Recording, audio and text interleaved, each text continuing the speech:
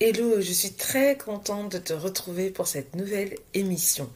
Il y a quelques semaines, pour la préparer, j'ai posé une question sur ma chaîne YouTube pour avoir ton avis sur cette question que l'on va aborder ensemble aujourd'hui. À ton avis, pourquoi un père décide d'abandonner son enfant? Voyons cela dans quelques instants.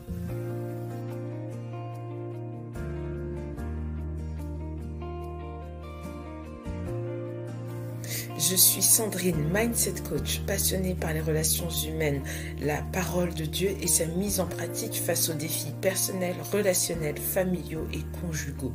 Je partage avec toi dans cette émission des clés basées sur la Bible pour faire face à ces défis que je viens de te décrire et manifester le caractère de Christ. Donc si tu veux être certaine de ne rien manquer, abonne-toi et active la cloche. Donc comme je te disais en préambule, nous allons voir les raisons pour lesquelles un père décide d'abandonner son enfant. Et il ne s'agit pas là de se dire « Ok, il a raison ou il a tort ». Il s'agit de pouvoir comprendre, pas forcément justifier, mais comprendre. Pourquoi? Parce que quand il y a de la compréhension, on est capable ensuite de se porter dans la prière vers la personne. Quand il y a de la compréhension, on est capable de dire « Ok Seigneur, moi je suis blessé par son acte ». Ou peut-être que c'est la personne qui pose l'acte. « Seigneur, je comprends que si je pose cet acte-là, c'est pour cette raison-là. Je me reconnais dans cette raison-là. Comment je fais pour aller vers la guérison? Comment, si je suis l'enfant ou la mère de l'enfant, comment je vais vers le pardon? Comment je fais pour prier pour cette personne-là? Et ce n'est pas qu'une question des protagonistes du moment. Ce n'est pas qu'une question de l'enfant aujourd'hui, du père ou de la mère. C'est aussi une question de descendance. Pourquoi? Parce que si il y a déjà cette semence d'abandon du domicile conjugal, d'abandon de l'enfant, on va dire plutôt de l'enfant, dites-vous que c'est quelque chose qui peut se répéter dans l'histoire de votre famille. Et l'idée, c'est que ça ne se répète pas. C'est qu'à un moment donné, il faut que quelqu'un paye le prix pour que ça s'arrête, pour qu'il y ait de la guérison, pour qu'il y ait de la restauration. Donc, on va aborder aujourd'hui les 3 premiers points et on verra dans la prochaine émission les 2 derniers points. Premier point, l'égoïsme et un cœur non transformé. Malheureusement, il y a des pères qui décident de ne pas voir leur enfant parce qu'ils sont égoïstes et parce que leur cœur n'est pas transformé. Ils décident de mettre en premier lieu leurs désirs avant ceux de l'enfant. Et pour eux, l'enfant ne compte pas. C'est vraiment leur bien-être, leur désir, voire même le désir de faire du mal à la mère des enfants qui est plus fort que l'amour qu'ils portent à leur enfant.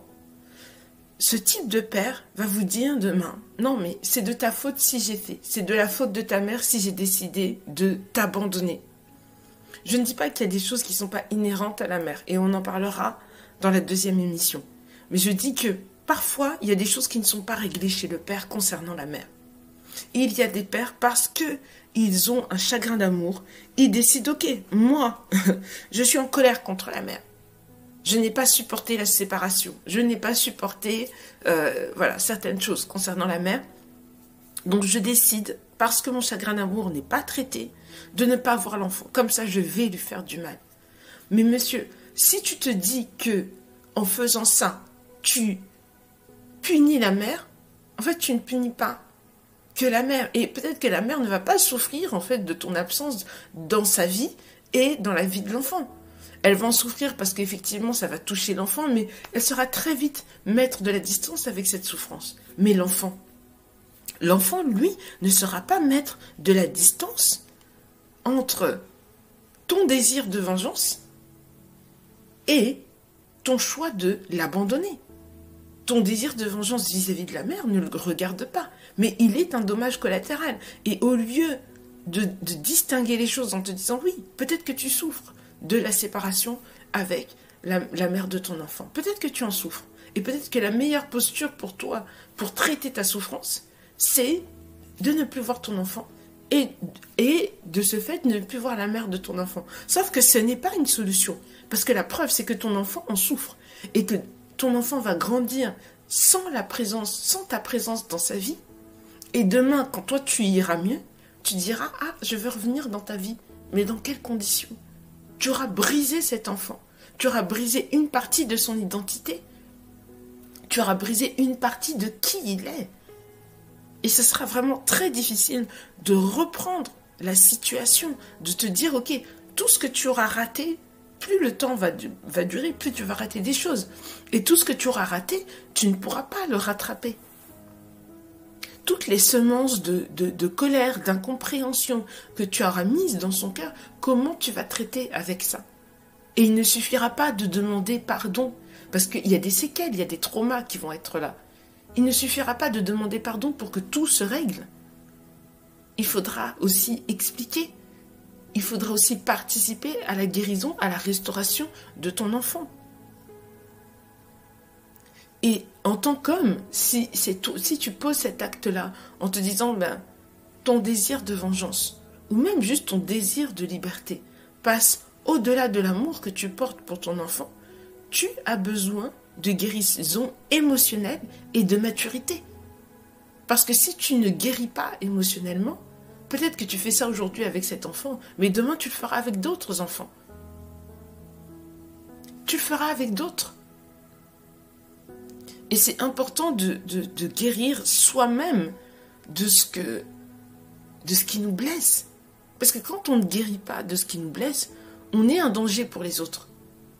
Parce que tu n'as pas guéri de ton désir de vengeance, tu es un danger pour ton enfant. Et pas que pour ton enfant, mais même pour les femmes avec qui tu vas avoir une relation demain. Surtout si tu n'as pas guéri de ton désir de vengeance vis-à-vis de la mère. Je ne vois pas comment tu vas réussir à créer une nouvelle relation épanouissante pour toi et ta nouvelle compagne si tu es toujours en mode vengeance vis-à-vis de ton ex. Et donc tu décides de ne pas avoir ton enfant. Ça ne fonctionne pas. Ça ne fonctionne pas. Si tu es dans ton désir de liberté, c'est-à-dire que toi tu veux vivre pour toi, tu veux vivre ta vie, entre guillemets, sans mettre dans l'équation que tu as un enfant, sans t'en occuper, sans le voir, à un moment donné, il arrivera un moment dans ta tête où tu te diras, mince, cet enfant quand même, j'aimerais le voir. Cet enfant quand même, j'aimerais avoir une relation avec lui. Et souvent, ça arrive dans des moments où émotionnellement, on est misérable. Où émotionnellement, en tant que père, tu as besoin de te rattacher à ton sang, à ta progéniture. Tu en as besoin. Pour diverses raisons, hein, mais tu en as besoin. Sauf que souvent, à ce moment-là, l'enfant est tellement brisé. Tellement brisé. Il y a des enfants qui ne veulent pas avoir de relation avec leur père qui les a abandonnés. Et le père ne comprend pas. Il se dit, non, mais moi je ne comprends pas, c'est ta mère qui te monte la tête. Non. Oui, dans certains cas, c'est vrai. Mais dans d'autres cas, ce n'est pas vrai. L'enfant a été tellement brisé et vous n'avez pas fait partie de sa vie qu'il décide que non, moi je ne te connais pas, pourquoi je vais accepter d'avoir une relation avec toi? Sauf que c'est à ce moment-là, en tant que père, que toi tu décides que c'est là que tu vas avoir une relation avec lui. Je ne dis pas que l'enfant à ce moment-là a raison dans sa posture. Pareil, on est là pour comprendre. Parce que si on est capable de comprendre pourquoi l'un et l'autre adoptent cette posture, on est capable ensuite d'aller au niveau supérieur qui est de s'humilier sous la main puissante de Dieu et de dire, Seigneur, là j'ai fauté, ou là j'ai mal, là je suis blessé, j'ai besoin de ta guérison, j'ai besoin de ta maturité, j'ai besoin aussi de ta restauration pour que ma relation soit restaurée avec mon père, pour que ma relation soit restaurée avec mon enfant, pour que ma relation soit restaurée avec le père de mes enfants. Et donc en tant que père, si tu es là et que tu dis non, moi je ne vois pas cet enfant parce que j'ai un désir de liberté ou j'ai un désir de vengeance vis-à-vis de la mère de mon enfant, dis-toi qu'en réalité, tu perds et c'est du gâchis. C'est du gâchis. Et il est vraiment temps pour toi de t'orienter vers le Seigneur, de t'humilier sous sa main puissante et de suivre le travail qu'il veut faire à travers toi. Parce que toutes les années que tu n'auras pas avec ton enfant, tu ne pourras jamais les rattraper. Et parce que tu es en train de contribuer d'une certaine manière au dysfonctionnement de ton enfant. Tu contribues, en faisant cela, tu contribues. Donc là où tu as besoin de guérison, je prie vraiment que le Seigneur t'aide à aller vers la guérison, qu'il t'aide à aller vers la maturité, pour que au plus vite tu mettes fin à cette situation et que tu puisses construire une relation avec ton enfant. Et si tu es dans le cas où, bon, voilà, c'est compliqué avec la mère, je t'invite à écouter la prochaine émission où on parlera aussi de ce point-là. Et si tu es l'enfant dont le père a décidé de ne plus te voir, dis-toi pour ce point-là que ce n'est pas de ta faute. Ce n'est pas de ta faute. Et remets-le entre les mains du Seigneur, que le Seigneur puisse toucher son cœur et l'emmener au niveau où un jour vous pourrez avoir une relation. Ça ne veut pas dire que ça sera une relation fusionnelle, ça ne veut pas dire ça. C'est ne serait-ce qu'avoir une relation pour ton propre équilibre. Pour ton propre équilibre. Amen. Deuxième point, les blessures non guéries du père. Sais-tu que bien souvent, un père qui abandonne son enfant est lui-même un enfant blessé? La Bible dit en Proverbe 18, 14, « Un esprit blessé, qui peut le supporter ?» Beaucoup d'hommes n'ont pas appris à être pères parce que eux-mêmes, soit eux aussi ont été abandonnés ou ils ont grandi dans des foyers dysfonctionnels sans avoir de réel modèle paternel. Et leur propre père a peut-être quitté le foyer familial ou peut-être qu'il était absent émotionnellement du foyer. Et cette relation, finalement, ne s'est jamais réellement construite entre le père, entre le fils et le père. Et lorsque lui-même a grandi, il n'a pas traité avec ça parce que peut-être qu'il n'a pas vu que pour lui c'était un dysfonctionnement, ou peut-être qu'entre-temps il a eu d'autres modèles paternels qui ont fait que, bon, finalement d'une certaine manière, peut-être avec son père il n'a pas construit ça, mais peut-être qu'il a eu un oncle, un père avec qui il a pu apprendre certaines choses de cette relation père-fils, et il grandit avec ça, et pour certains malheureusement ça ne fonctionne pas. Quand eux-mêmes arrivent dans leur foyer, ils font face à ce rôle de père et toutes leurs blessures ressortent. Et on va se dire, non mais à un moment donné, si cette personne, elle décide de suivre le Seigneur, peut-être qu'elle devrait être automatiquement restaurée et mature. Non. Tu sais, la guérison émotionnelle est un choix. La guérison émotionnelle est un choix. Lorsqu'en tant que père ou même en tant que mère, on voit qu'on a des carences, on a des défaillances, c'est un choix de se dire qu'on a besoin de guérir de ça. C'est un choix de se dire, ok Seigneur, moi je vais confronter mes propres douleurs parce qu'aujourd'hui, tu me mets dans une position de père, de mère, de parent pour mes enfants et je vois bien qu'il y a quelque chose qui ne fonctionne pas. Donc j'ai besoin là que ça fonctionne. Je vois bien que je vis mal la situation. Je vois bien que je ne me sens pas à la hauteur de mes responsabilités. Je vois bien que cette paternité, cette maternité est en train de mettre en évidence des blessures. Et qu'elle me fait peur. Parce que oui, il y a des blessures qui nous font peur. Il y a des situations qui nous font peur. Certains pères ont peur d'être pères à cause de ce qu'ils ont vécu.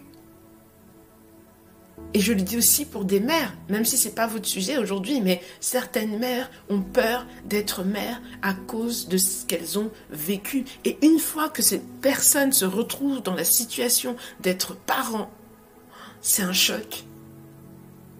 C'est un choc. C'est un choc. Et souvent, La mère, c'est très rare qu'une mère abandonne son enfant, mais ce sont des choses qui arrivent. Et parfois, elles n'abandonnent pas physiquement, elles abandonnent émotionnellement. Mais ça, c'est un autre point, et on en parlera.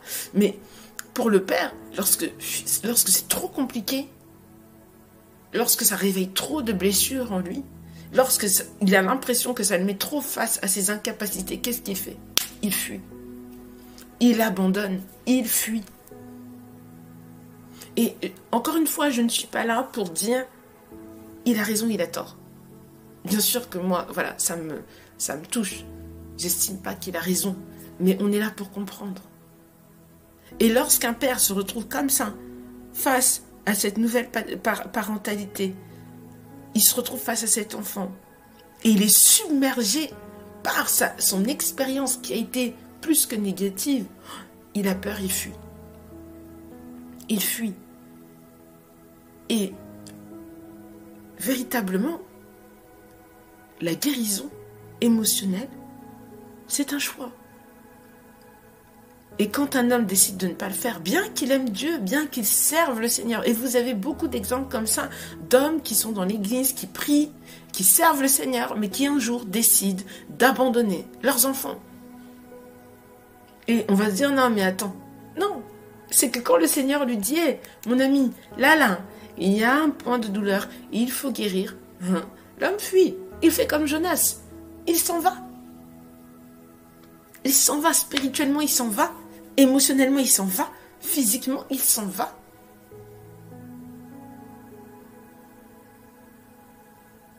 Et c'est pas parce que spirituellement, voilà, on est fort, on est solide, non. Vous savez, le Saint-Esprit vient pour mettre en lumière les endroits où nous avons besoin de guérison. Mais à la fin, Dieu nous laisse le choix. Il nous laisse à chaque fois le choix. C'est ce qu'il dit quand il dit « Je mets devant toi la mort et la vie. Choisis la vie. Je mets devant toi. Je mets devant toi la blessure, mais il y a aussi l'option guérison. Choisis. Tu veux rester blessé ou tu veux être guéri ?» Et parfois, les gens, de manière générale, peu importe que ce soit un homme ou une femme, choisissent de rester blessés parce que la guérison, ils en ont peur. Parce qu'ils ont l'impression que la guérison va faire mal. Oui, souvent, la guérison, ça fait mal. Vous le voyez bien dans la vie quotidienne. Quand vous êtes blessé, la première chose qu'on fait sur votre peau, c'est qu'on va venir désinfecter. Et l'alcool, ça fait ultra mal. Quand on passe à la désinfection, ça fait ultra mal. Eh bien, c'est la même chose. Et il y a des hommes, lorsqu'ils arrivent à ce niveau-là, non, ils ont du mal à se porter vers la guérison. Donc ils vont rester sur la blessure. Sauf que la blessure va se gangréner et va les amener à un moment donné à dire non, moi je n'arrive pas à assumer cette paternité. Parce que j'ai vu mon père faire, j'ai vu ça, j'ai vu ça, j'ai vu ça, j'ai vu ça. Et il va y avoir des situations qui vont faire qu'ils vont se dire que non, ils ne sont pas à la hauteur. Et que le mieux à faire, c'est de fuir. C'est de partir. Et on parle d'abandon. Et l'abandon, je le disais dans une autre vidéo que je vous invite à écouter, l'abandon, ce n'est pas que physique, c'est aussi émotionnel. Donc il y a des pères qui sont dans la maison, qui abandonnent leur enfant émotionnellement. Même ça, il faut traiter avec. Madame, si vous êtes avec un homme, si vous êtes marié et que votre homme ne participe pas à l'éducation de vos enfants, à leur bien-être émotionnel, posez-vous la question de qu'est-ce qui s'est passé, quelle blessure là il est en train de manifester dans son attitude aujourd'hui. Ça ne sert à rien de crier, ça ne sert à rien de vous énerver. Regardez ça, mettez cela devant le Seigneur, parlez avec lui, demandez-lui comment il a grandi, demandez-lui comment était son père, posez-lui des questions, intéressez-vous à lui. Et quand vous aurez les réponses, vous saurez comment prier pour lui. On va s'arrêter là, j'aborderai dans la prochaine émission, parce que là c'était très long, et je veux que vous preniez le temps de méditer sur ces points que j'ai abordés avec vous. Dites-moi en commentaire quel point vous parle, qu'est-ce que ça vous montre, comment ça résonne à l'intérieur de vous. Et on prendra le temps, lors de la prochaine émission, d'aborder les 3 prochains points, qui sont aussi en résonance avec les 2 autres que nous avons abordés. Je prie véritablement, quelle que soit votre place dans cette histoire, que vous soyez l'enfant, que vous soyez le père, que vous soyez la mère, que le Seigneur soit avec vous, qu'il vous guide, qu'à travers cette émission, il puisse mettre en lumière le point sur lequel vous avez besoin d'être attentif, attentive, et qu'il vous guide vers la guérison. Je vous dis à très bientôt pour la prochaine émission. Prenez bien soin de vous.